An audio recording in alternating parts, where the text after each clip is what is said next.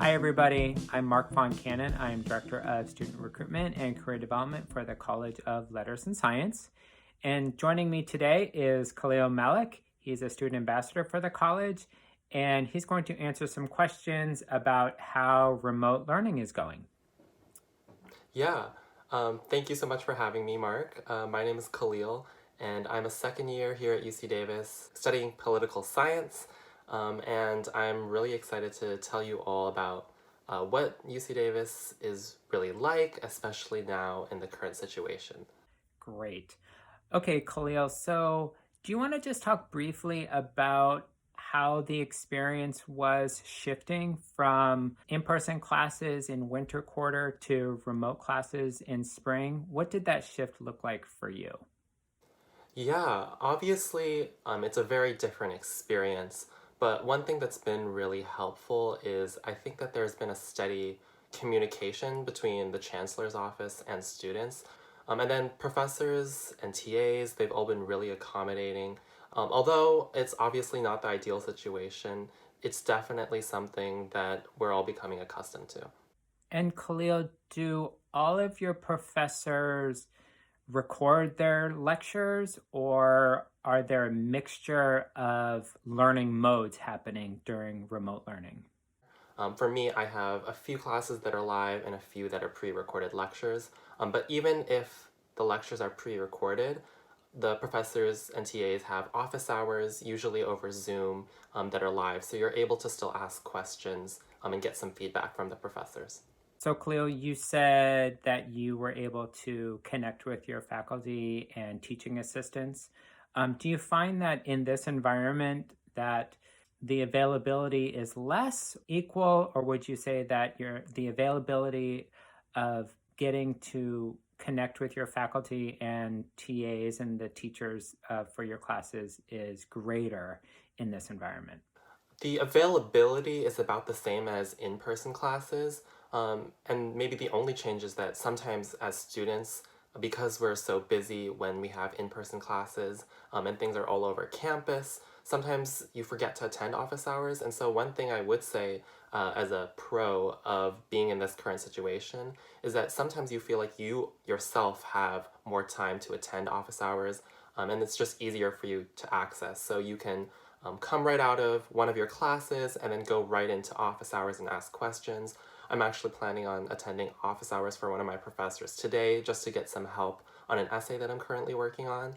And so although the number of hours probably is the same, it does feel like they're more accessible now in this current quarter. And in terms of the content in your classes, do you feel like you're learning the same? Yeah, I definitely think that I'm able to learn the content.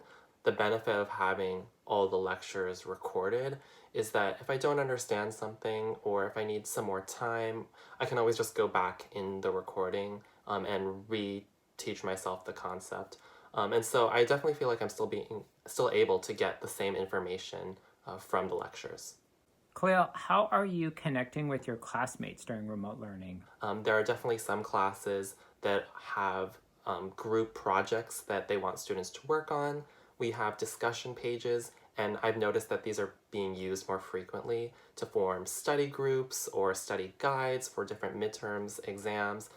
Everyone does realize that it might be a little more difficult to engage with fellow students in this time, and so you'll see that there are a lot of students who are reaching out and branching out to other students so that we can all collaborate and still feel like we're able to work together in this environment. Are there other challenges that you're facing now that weren't there when you were in person learning? Yeah, that's a great question. I think that because you have a lot more flexibility in lectures, because lectures are recorded, sometimes it can be easy to fall behind. But once you start the first few weeks, you get used to it pretty quickly. How has testing been happening? All of the testing is usually online, and they come in different forms. So some classes I've had prioritize essays more than actual midterms and tests. And so it's a different experience, but it still feels like you're being fairly tested on the material that you've covered. So if we were to go to remote learning again in fall, I want you to be honest. Do you feel like you're getting a world-class education even from your living room? Yeah, that's a really important question, especially for so many of the new students who are coming. I would definitely prefer to have an in-person fall quarter, but I do feel like just based on this quarter and how it's been going for me, I do still feel like I'm getting that education that I signed up for. And so I still would be looking forward to attending classes virtually if that's what was decided for the university. Thank you, Khalil. Those are all the questions I have, unless you want to add anything else. No, I think we covered pretty much all of it. All right, so tune in for more of these videos. We'll be doing some on the academic experience like this one, but also ways that students are staying connected to the campus and each other. So stay tuned for those. They will post shortly. All right, thanks again, Khalil, and thanks for tuning in. Thank you for having me.